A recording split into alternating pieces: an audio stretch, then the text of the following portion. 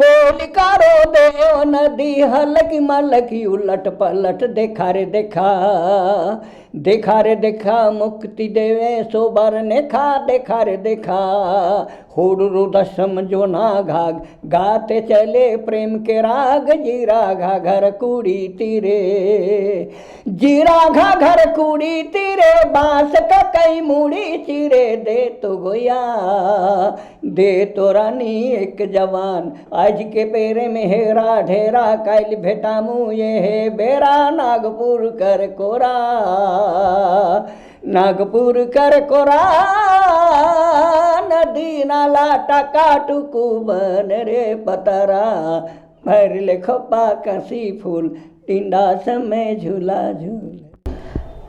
नमस्कार, political trend के talk show में आप सभी का बहुत बहुत स्वागत है। और इस कार्यक्रम में हम आपकी मुलाकात हमेशा उन शख्सियतों से कराते हैं जिनकी अपनी एक पहचान है, अपना नाम है, अपना एक मुकाम है।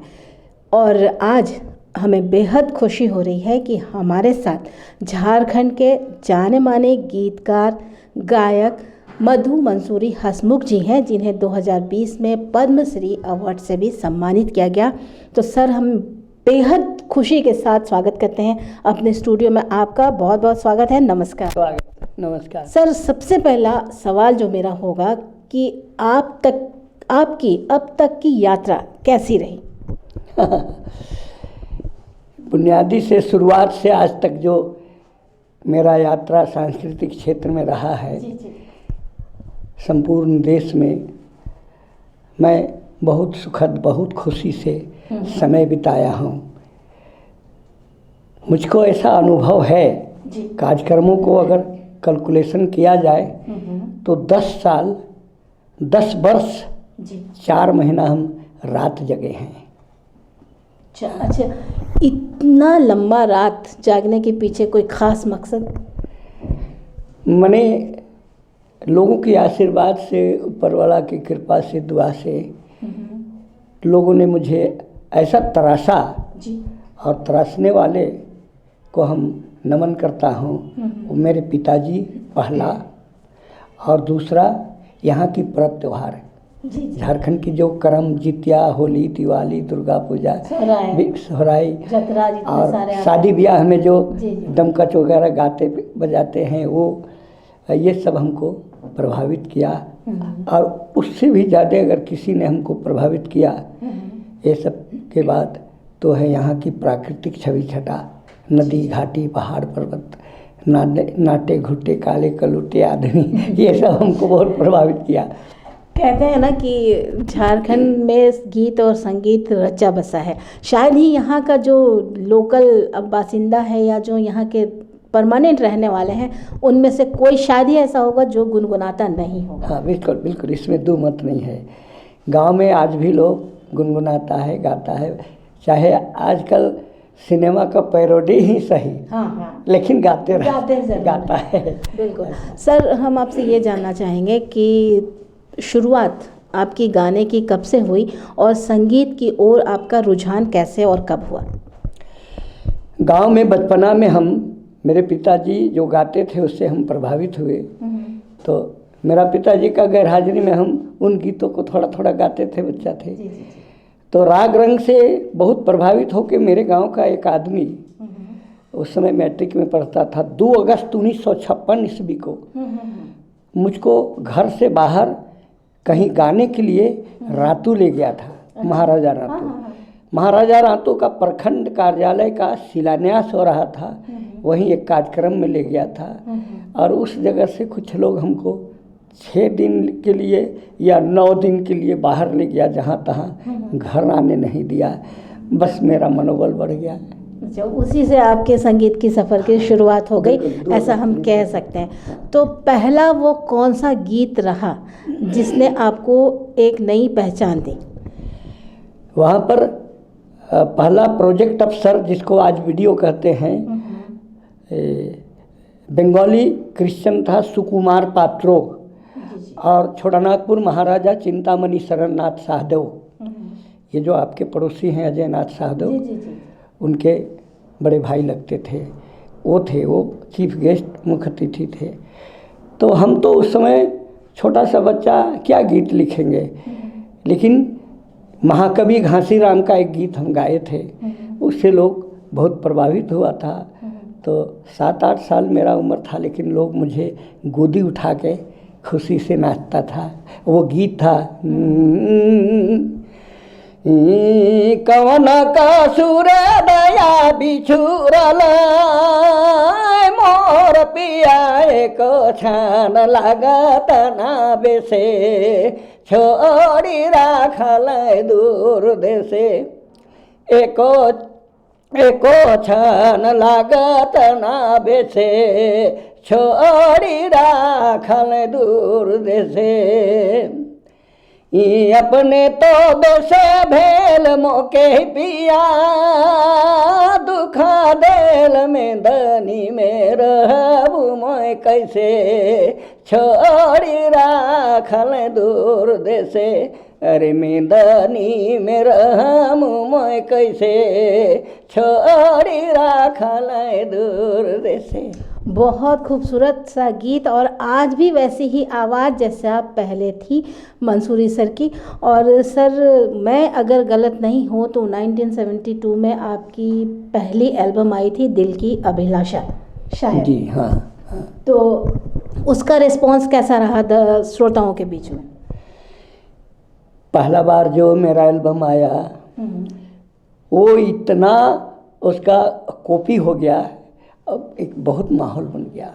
उस एल्बम का सबसे अच्छा गाना जो आपको सबसे अच्छा लगता है, उस एल्बम का 2 लाइन सुनना चाहेंगे? उस एल्बम का सबसे कीमती गीत और मेरा माने जस्ट का सबसे कीमती गीत नागपुर कर कोरा, जो 1972 में हम लिखे थे। वो गीत था, महिला पलायन के विरोध में एक गीत लिखा था, कोड़ा मैत जाबे चांदो हमर प्रेम तोड़ी। ये दोनों गीत बहुत हमको जस प्यार दिया। और 1982 में नागपुर कर सोना भी आया गीत, एक एल्बम। नहीं, 1982 में मेरा कीमती गीत एक आया, ये बाघिन कर कोरा। अच्छा, बाघिन कर कोरा। उसका उद्देश्य है कि शेरनी की गोद से बच्चा सियार छीन के ले जा रहा है, यही उसका भाव है। अच्छा, तो बहुत सारे ऐसे गीत हैं जो आज भी मतलब जो कलाकार हैं, उभरते कलाकार हैं, वो गुनगुनाते हैं, गाते हैं। और जब आप उन गीतों को दूसरे कलाकारों के मुख से सुनते हैं तब आपको कैसा महसूस होता है? हाँ, आनंद तो लगेगा, स्वाभाविक है। जिस बाप का बच्चा, जिस माँ का बच्चा अगर प्रगतिशील होनहार हो जाए या उसको कहीं उसका जस के बारे पता लग जाता है, सीधा कान में खबर आ जाता है, तो खुशी तो मिलती है। सर, जैसा कि हम सभी जानते हैं कि आपने मैट्रिक तक की पढ़ाई की, पारिवारिक कारणों से आप आगे की पढ़ाई नहीं कर पाए और उसके बाद संगीत के क्षेत्र में ही इतना नाम हो गया कि आप उसी में आगे बढ़ते चले गए। तो कम पढ़ाई करने के बावजूद भी आज आपकी जो लिखने की कला है और लिखने का जो सलीका है वो बेहद पसंद किया जाता है। बहुत सारे गीत, कहानी हमें पढ़ने को मिलते हैं, किताबों में देखने को मिलते हैं। तो एक कैसे किया आपने, कैसे क्या सोचकर आपने लिखना शुरू किया? आज ना एक बड़ी सच बात है जी कि आज लोग संस्कार विहीन हो रहे हैं। एकदम सही बात है। और हम लोग के जब हम लोगों की बचपना थी ना, तो हम लोग संस्कार को माने बहुत दिल से चाहते थे और बड़े बुजुर्गों को अदब करते थे, डरते थे। मैं आपको एक सच बात बता दूं कि जिस पनघट में का अगल बगल में पुरुष लोग बैठा रहता था, तो महिलाएं, जवान सयान, बेटी बहन उस रास्ते से पानी लाने कुआं या डाड़ी नहीं जाते थे। रास्ता बदल के जाते थे कि उधर बाप लोग, चचा लोग, आजा लोग बैठे हैं। वो बात को सोचिए कितना संस्कारिक था, और आज तो बहुत खतरनाक हो गया है।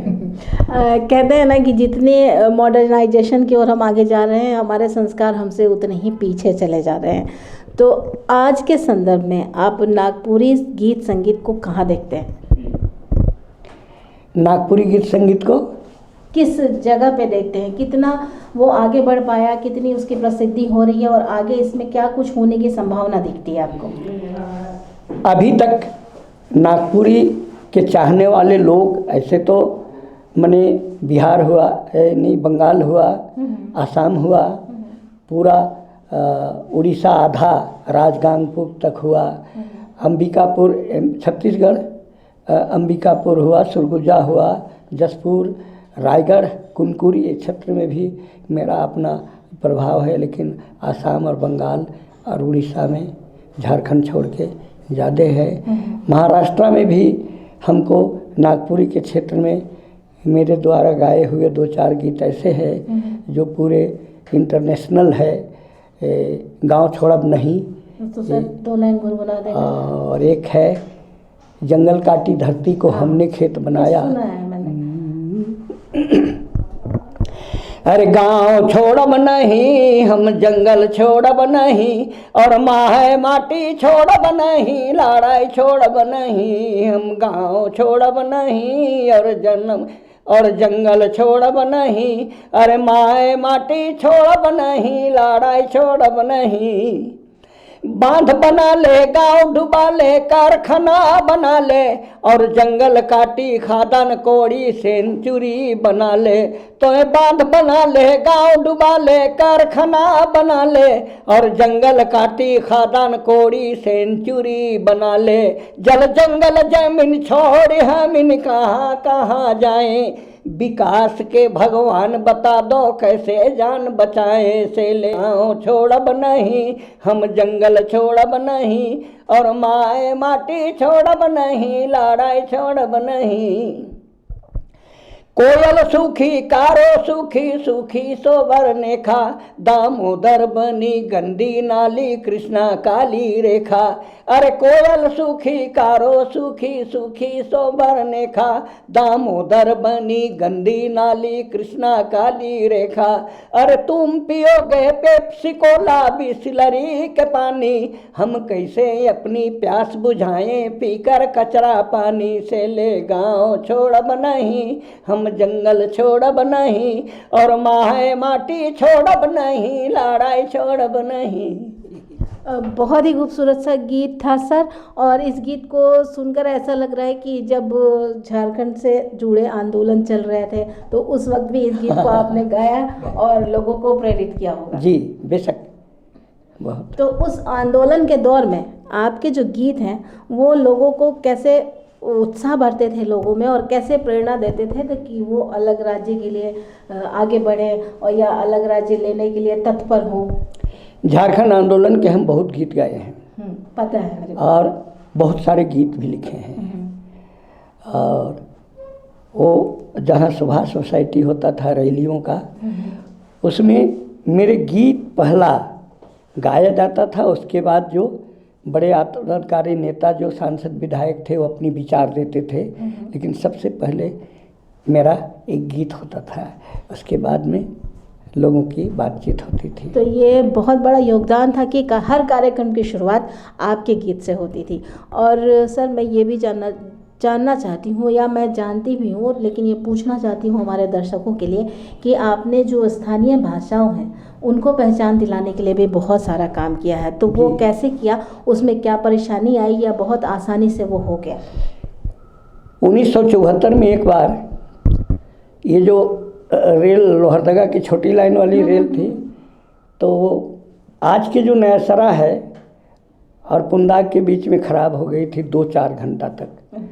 तो प्रफुल्ल कुमार राय उस रेल से टांगर बसली से सवारी होकर आ रहा था, और हम इटकी से सवारी होकर आ रहे थे। अच्छा। तो जब ख़राब हो गई गाड़ी, तो मेरे जान परिचय कि यही बहुत अच्छा गाता है फिल्मी गीत ये सब, तो मुझे फिल्मी गीत गाने के लिए आदमी बैठ गया, तो हम फिल्मी गीत गाए 2-4।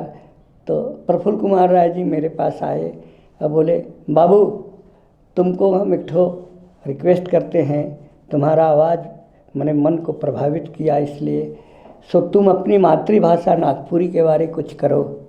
करेंगे। और उसी दिन से उसके साथ बातचीत आना जाना कहीं कहीं लग गए। तो अपनी मातृभाषा को स्थापित करने में हम माहौल बनाया। बुद्धिजीवी पढ़े लिखे लोग उसको ऑफिशियल माने महत्व दिलाया। हाँ, और हम हैं जो उसको आम लोगों को प्रभावित करने में बनाया। आपने उसकी नींव रखी और उस पर ईंट बाकी लोगों ने खड़ी कर दी। तो आज जितने भी स्थानीय भाषाएं हैं झारखंड की, सब आज कोर्स में शामिल हैं, उनमें पढ़ाई हो रही है। तो ये आपकी बहुत बड़ी देन है और प्रफुल्ल कुमार जी की भी देन है। बाकी तो जो रामदयाल मुंडा जी हैं और भी बाकी लोग जो हैं, उन्होंने अपना अपना योगदान दिया ही। और मुझे लगता है आप सबके साथ आपने काम किया है। सबके साथ, कोई हमको नहीं छोड़ा और आज भी नहीं छोड़ना चाहता है। इस बात का हम खुशी अपने में किए था। अब मेरा एक उद्देश्य है ये जनजातीय और क्षेत्रीय भाषा के संबंध में कि इसको बच्चा क्लास से लेके एमए तक पढ़ाई लागू करो। इस राज्य में इतना खजाना है, इतना संपत्ति है, जल जंगल जमीन और खनिज खजाना की कमी नहीं है। इस पैसे से तो आप बच्चा क्लास से लेके एमए तक लागू करो। बंगाल में लागू है, उड़ीसा में लागू है, देश के यहाँ क्यों नहीं? बिल्कुल। जिस जो राज्य यहाँ से ज़्यादा सुखी संपन्न नहीं है उस राज्य में नहीं है, और जो इससे धन के मामले में कमज़ोर है उस राज्य में है लागू। नियत आपको बनाना होगा है। इस बात को लेके हम अभी हाल में 26 तारीख को एक बड़ा आयोजन किया हूँ। 35 गो बुद्धिजीवी लोग को बुलाया था हम, और लागू करेंगे। एक नई सिरा से हम आंदोलन करेंगे। बहुत अच्छी बात है सर, क्योंकि हर राज्य की अपनी जो मातृभाषा है उनके कोर्सेस में शामिल है। तो हमारे जो मातृभाषा नागपुरी है वो भी बचपन से क्यों नहीं पढ़ाई जाए। बिल्कुल सर, अब आते हैं, आपको पिछले वर्ष पद्मश्री अवार्ड मिला। जी। जब इस अवार्ड की घोषणा हुई उस वक्त आपको कैसा लगा, क्या महसूस हुआ आपको? पद्मश्री के बारे मैडम आपको एक बात बताता हूँ। 2000 जब यह अलग राज हुआ था ना, तो 2005 में मजबूती से मेरे बारे चर्चा हुआ कि इस राज्य में अगर पद्मश्री का कोई प्रबल दावेदार है तो मधु मंसूरी है। और वो बुद्धिजीवी, लेक्चरर, प्रोफेसर, VC वगैरह सब। और वो दिन था संत विनोबा भावे यूनिवर्सिटी जो है ना, उसका अभिज्ञान दिवस था। वहाँ पर ऑल ओवर इंडिया से लोग आए हुए थे। उन लोगों ने तब से चर्चा होते गया। फिर 2014 में मीडिया में आ गया कि इस बार मधु मंसूरी को पद्मश्री सम्मान मिलेगा। तो हम बहुत खुश हुए। लोग पद्मश्री का महत्व के बारे बताता था। उसके बाद 24 घंटा में फिर बदल गया कैसे मीडिया में रहा सर सब। और ये का नाम है अशोक भगत जी, बरियातू रोड में मेरे जगह में उनको मिला। उनका तो पेपर वगैरह में कुछ नहीं आया था। फिर वही स्वागत है, अपना निराशा नहीं करता हूँ। फिर ये 2020 में अनाउंस हुआ कि इस बार एकदम तय है कि मधु मंसूरी को पद्मश्री मिलेगा। फिर मुझको भी खुशी मिली। तो आपको अवार्ड मिला तो आपको खुशी मिली, और जब आपको अवार्ड मिल रहा था तो उस वक्त आपको कैसा फील हो रहा था? मैं सोचा 2-4 क्लास पढ़ा लिखा मैं आदमी, हमको इतना दूर तक सफ़र करने का एक अवसर मिला और सम्मान भी मिला मूर्त रूप में, तो मन को तो अच्छा लगा। और ये हमारे झारखंड के लिए भी गर्व की बात है कि हमारे यहाँ से अक्सर लोगों को पद्मश्री जैसे पुरस्कार मिलते आए हैं। तो ये हमारी धरोहर है। और सर, क्योंकि अब आप इस एज में हैं तो हम आपको अपनी धरोहर ही समझते हैं। आपसे लोग सीखेंगे। तो हम तो यही चाहते हैं कि आप हमेशा स्वस्थ रहें, खुश रहें और ऐसे ही लोगों को जागरूक करें, और ऐसे ही आपके गीतों से हम सभी का मनोरंजन हो। लास्ट में सर हम आपसे ये पूछना चाहेंगे कि आपका पसंदीदा गीत सबसे ज़्यादा कौन रहा अभी तक? तो वो 2 लाइन आप हमें ज़रूर सुनाएं। जी। मैं देखिए एक बात आपका प्रश्न का मैं बात बोलता हूँ। माँ बच्चे को जब जन्म देती है, दुर्भाग्य से एक बच्चे की आंख जन्म से खराब है तो भी माँ को उतने ही प्यारा है। जो बच्चा बहुत अच्छा है तो उसका मने थोड़ा, वो सभी बच्चों को समान प्यार है। उसी तरह से मेरा सभी गीत अच्छे हैं मेरे हक में, और मैं सभी गीतों को अपने हिसाब से अच्छा गाया। और सबसे ज़्यादा प्रसिद्धि हमको अगर कोई दिया तो 4-5 गीत नहीं, 4-5 नहीं, करीब 50 गीत मेरे लिखे हुए हमको प्रसिद्धि दिया। चाहे बसंत, एक बसंत, चाहे बाघिन कर कोरा, नागपुर कर कोरा मिट जा बेचा दो, या गांव छोड़ब नहीं, या जंगल काटी धरती को हमने खेत बनाया। इस तरह से श्रृंगार रस के, साहित्य रस के बहुत सारे गीत हैं। नागपुर का कोरा को हम अपनी जीवन में कम से कम 4000 बार गाए हैं। और नागपुर का कोरा, कोड़ा में जावे चांदो, और क्या बोलते हैं ये बाघिन का कोरा, ये गीत ना मेरा कुछ नहीं किया, प्रसिद्धि दिया और मेरे दांतों को साफ कर दिया। ऐसा क्यों? ये इतना हाई रेंज का ये सब गीत है। अच्छा। इन पंक्तियों में इतना मात्रा है, जो मात्रा को व्यक्त करने के लिए पूरा मतलब बहुत अंदर से एकदम नाभि से लेके चेस्ट से होके कंठ तक उसको गाना मजबूती से उठाया जाता है। अच्छा, तो चलिए हम आपको जिद नहीं करेंगे, लेकिन वो एल्बम हमारे पास है, हमारी धरोहर है और हमेशा रहेंगे। और हमारी कोशिश यही होगी कि आपके सारे गीत, सारे गाने, सारे लिखे हुए जो कविता है, कहानी है और गाना है, सबको हम अपनी धरोहर समझकर संरक्षण करें। यह हमारी सरकार का, सभी का प्रयास होना चाहिए। तो सर, अब लास्ट में हम आपसे ये जानना चाहेंगे कि आप क्या संदेश देना चाहते हैं हमारे राज्य के दर्शकों को या उन लोगों को जो नागपुरी भाषा को लेकर अपनी पहचान बनाना चाहते हैं और आप जैसे आपका मुकाम है वहाँ तक पहुँचना चाहते हैं।